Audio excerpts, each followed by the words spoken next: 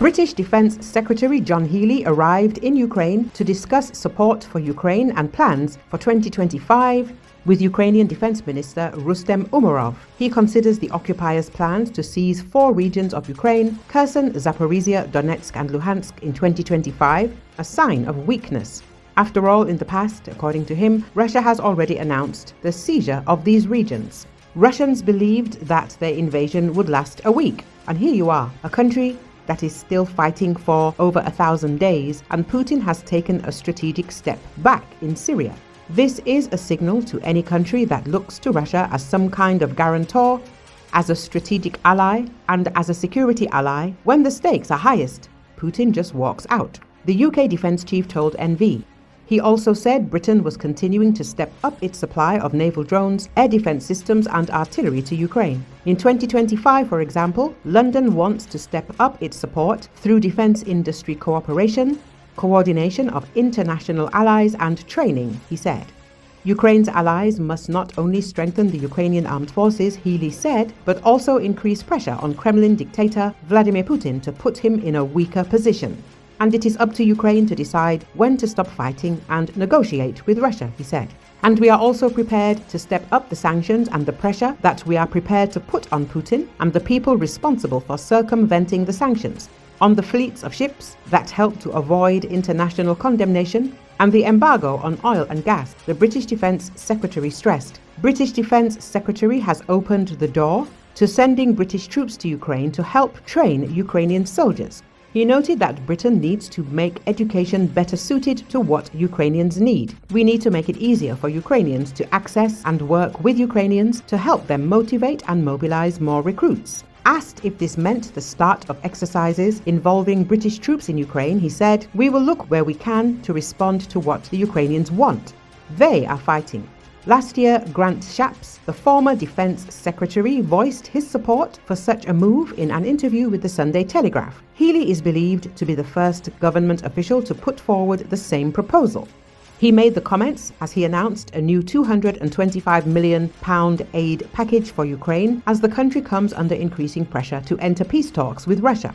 Healey said Kiev should enter the talks from a position of strength, not weakness. He added that Ukraine needs to continue to build its ability to fight and contain Putin. Announcing the support package, he said, nearly 3 years since Putin launched his illegal full-scale invasion.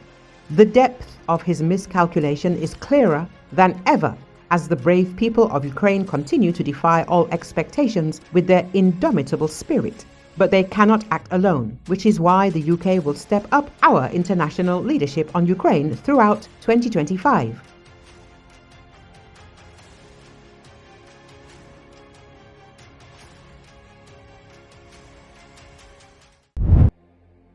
Shortly after taking off Tuesday, a small cargo plane crashed into a vacant building near Honolulu's airport, killing the 2 pilots on board. Dashcam footage showed the plane veering sideways at a low altitude before crashing with a large black plume of smoke following.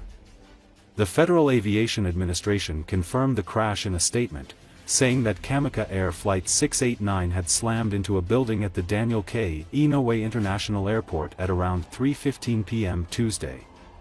The Cessna 208 single-engine plane was heading toward Lanai Airport for a training flight when the crash occurred. Audio obtained by Hawaii News now revealed the pilot's final moments. Kamika Flight 689, you're turning right, correct? The control tower said, according audio obtained by Hawaii News Now. The pilot responded, Kamika 689, we're out of control here. Okay, Kamika 689, if you can land, if you can level it off, that's fine, the control tower said. Any runway, any place you can do. Hawaii News Now reported that family members identified one of the victims as Hiram DeFries, a Punahou School graduate in his 20s who was a pilot in training. KITV reported that the family of the other pilot identified him as Preston Kaluhiwa, a graduate of Kamehameha schools. The FAA and National Transportation Safety Board will investigate, the FAA said.